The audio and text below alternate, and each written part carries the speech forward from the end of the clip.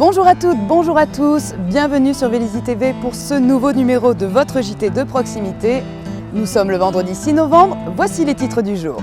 Nous vous emmènerons tout d'abord à la médiathèque pour son programme de novembre. Nous parlerons ensuite loisirs et divertissement avec la découverte d'un jeu de société typiquement vélizien. Et enfin nous terminerons par une petite visite à la Vestiboutique de la ville.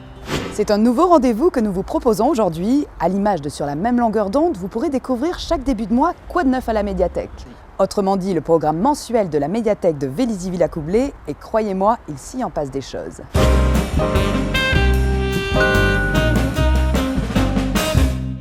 Bonjour. Bonjour.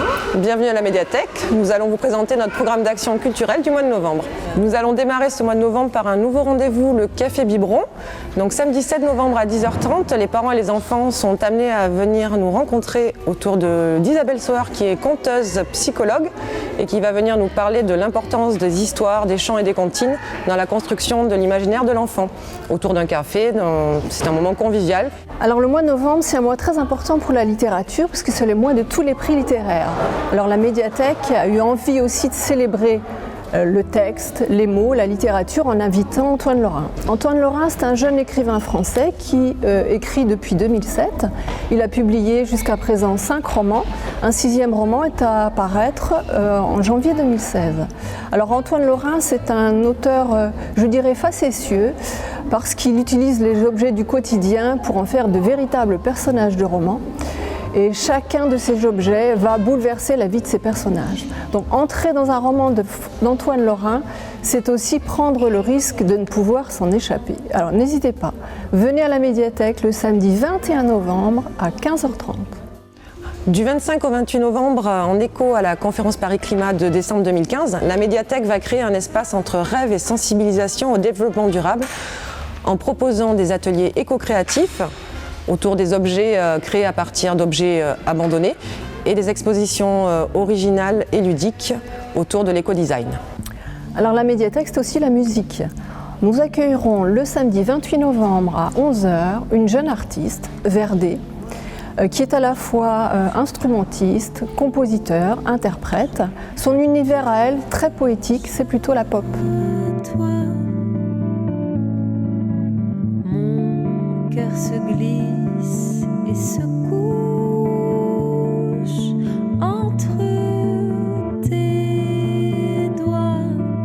Un concert acoustique à découvrir en famille, n'hésitez pas, cette chanteuse ne vous laissera pas indifférent. Retrouvez tout le programme de la médiathèque sur le site de la ville de Vélizy, ainsi que sur notre Facebook. Donc n'hésitez pas parce qu'il s'en passe des choses dans cette médiathèque. Prochain rendez-vous, mois de décembre, avec Sophie Et Myriam. À bientôt. À bientôt, au revoir. Nous ne manquons jamais de vous le rappeler, Vélizy-Villacoublay regorge de personnages de talent. Alain Rivollet, le dernier en date que nous avons rencontré, est passionné de jeux de société, il en a même créé une centaine, et sa dernière invention, baptisée Concept, pourrait bien se retrouver au pied de votre sapin dans un mois. Elle a été élue Jeu de l'année 2014, reportage.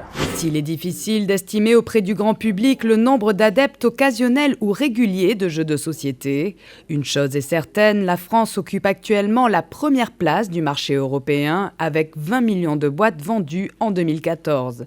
Un chiffre éloquent qui devrait donner du baume au cœur à Alain Rivollet, co-créateur vélizien de Concept, un jeu aux inspirations insolites. Je crée des jeux depuis pas mal de temps. Et là, avec Concept, c'est avec un ami, Gaëtan Beaujeannot, où on a eu une idée un peu similaire, qui consistait en fait à essayer de voir comment les singes bonobos pouvaient apprendre à communiquer avec un immense plateau de 600 et quelques dessins. Ça fait trop pour faire un jeu. Et en même temps, moi, je regardais les glyphes mayas, qui sont des empilements en fait de hiéroglyphes les uns sur les autres. Et on s'est dit, finalement, c'est peut-être ça la bonne idée, c'est de faire des associations. Et c'est de là qu'est partie l'idée. Et après, on a développé le jeu, essayé de réduire le nombre d'icônes pour en avoir plus qu'une centaine, ce qui est déjà beaucoup.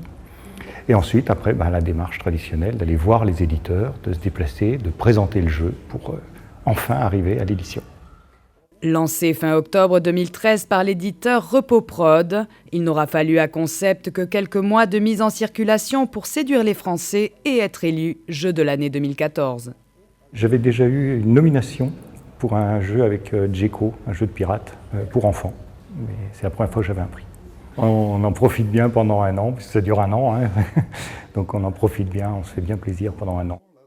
Une fierté partagée par l'association de jeux Maths en 3 coups les héros de Vélizy, dans laquelle il évolue et qui compte une 60aine de membres. C'est une fierté, c'est clair.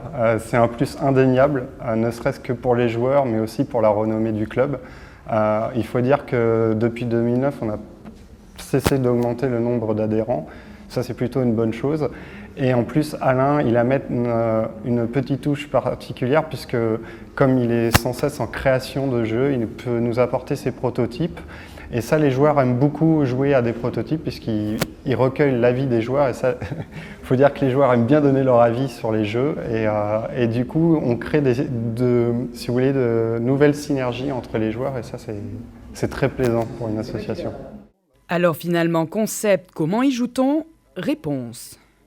L'idée de concept, c'est de faire deviner quelque chose. Ce quelque chose pouvant être un objet, une expression, un personnage célèbre. Et celui qui fait deviner ne doit pas parler. Donc il va poser des cubes ou des points d'exclamation ou points d'interrogation sur le plateau. Et en fonction de ce qu'il a posé, ça va créer des petites idées, des associations d'idées. Et tous les joueurs autour de la table vont essayer de trouver. Mais c'est avant tout un jeu d'ambiance. C'est-à-dire que le but, c'est que tout le monde cherche et tout le monde s'amuse. Donc on ne compte pas vraiment les points, un concept, ce n'est pas le but. Le but, c'est vraiment d'essayer de trouver comment ça fonctionne et d'avoir des bonnes idées. À noter que Concept peut se jouer à partir de 4 joueurs, en individuel ou en équipe, et est vendu dans le commerce à un prix s'échelonnant de 23 à 30 €. Depuis un an, la Vestiboutique de Vélizy-Villacoublay a fait peau neuve. Elle était installée originellement rue Jean Mermoz. Elle est désormais implantée place de l'Aviation. Sa vocation, permettre à tout un chacun d'accéder à des articles, notamment vestimentaires, neufs ou d'occasion, à des prix défiant toute concurrence, images. Là, on regarde parce que les gens nous envoient des choses en bon état, des choses sales, des choses déchirées, pas beaucoup. Ouais. Et on regarde si on peut les redonner, si c'est pas déchiré, s'il manque pas des boutons, si voilà. Et là, on est en train de trier les affaires d'été pour ressortir toutes les affaires d'hiver. D'accord. Mais on reçoit, je dirais, des tonnes de choses. Ouais. Mais c'est très bien, s'ils nous en amenaient pas, on pourrait pas en donner. Donc. Tenue par la Croix-Rouge et sa trentaine de bénévoles, la Vestiboutique de Vélizy-Villacoublay n'est pas encore victime de son succès, mais enregistre tout de même une honorable fréquentation. Il faut dire que son concept est particulièrement attractif. La Vestiboutique, c'est un local que nous prête la mairie. On est ouvert 4 après-midi par semaine, donc le lundi, mercredi, jeudi, vendredi. Et les gens peuvent venir nous apporter les vêtements d'occasion dont ils n'ont plus usage. Les vêtements abîmés, genre qui n'ont plus de boutons ou sales, on les met de côté. Les vêtements qui sont aptes à être vendus, à être portés, on les met dans cette pièce-là. Et là, les gens peuvent venir les acheter. Donc n'importe qui peut venir acheter les vêtements qui sont ici. Les mêmes prix pour tout le monde, sauf quand il y a des personnes qui ont des besoins, qui n'ont vraiment pas d'argent, qui nous sont envoyés par d'autres associations ou le CCAS, les assistantes sociales, on ne fait pas payer. On peut vraiment équiper de pied en cap une famille, une personne, sans les faire payer complètement.